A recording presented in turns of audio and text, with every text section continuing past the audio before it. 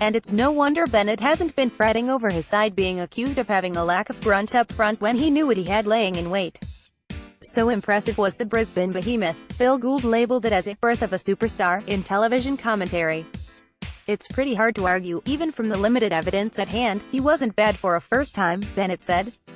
You've got to get your kids ready at some stage and you've got to start the process. Obviously Payne's going to be an NRL player for a long time and it's about giving him a game and managing that as well as I can. I don't want him to get ahead of himself. 3 times the Rabbitohs shook off the Broncos to take the lead at various stages, but when Corey Oates capped an impressive night with a brilliant solo try midway through the second half, Brisbane didn't let the lead slip.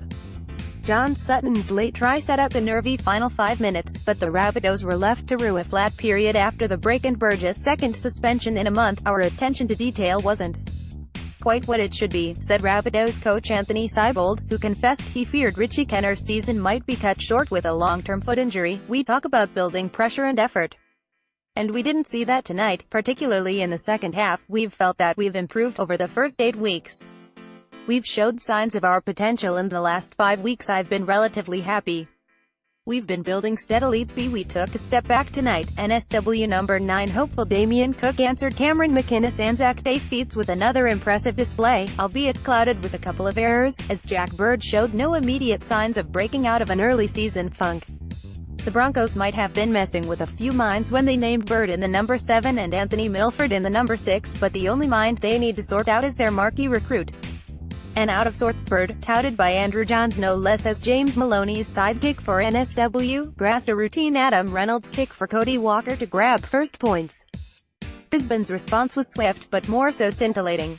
Just like his ex-accomplice Ben Hunt did on Anzac Day, Milford dared to run on the last play and after a mesmerizing exchange of passes featuring Oates, the rangy winger towed ahead for Darius Boyd to score.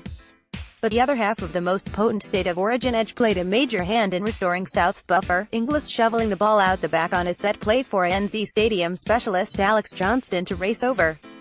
The man Bird has replaced in the starting side, Cody Nikorima, looked Brisbane's most potent once sent into the fray and didn't need long in the second half to make up for what he thought might have been an injustice in the first.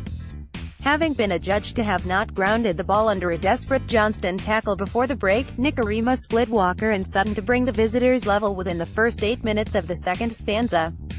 Reynolds potted a penalty to send the Rabbitohs to the lead for a third time, but it lasted a matter of minutes as Oates brushed past several feeble attempts to swing the momentum firmly in favour of Bennett's men. Loading Milford astutely kicked for James Roberts to pad the lead before Sutton's late salvo, but cruelly Inglis threw an intercept to Sam Tidey to snuff out the Rabbitohs' revival in his milestone match. On Bird, Bennett said, "I thought it was his best game for us. It still wasn't to where we want him. He can play a lot better than that. When you're out of form and struggling you've got to start somewhere and he did that tonight. I thought, after he dropped first ball, we'll see what he's made of now, but he handled himself well after that." Brisbane Broncos 24, Darius Boyd, Cody Nikorima, Corey Oates, James Roberts tries, Jermaine Isaaco 4 goals, defeated South Sydney Rabbitohs 20, Cody Walker, Alex Johnston, John Sutton tries, Adam Reynolds 4 goals at NZ Stadium. Referees, Ben Cummins, Peter Goff. Crow, 11,123.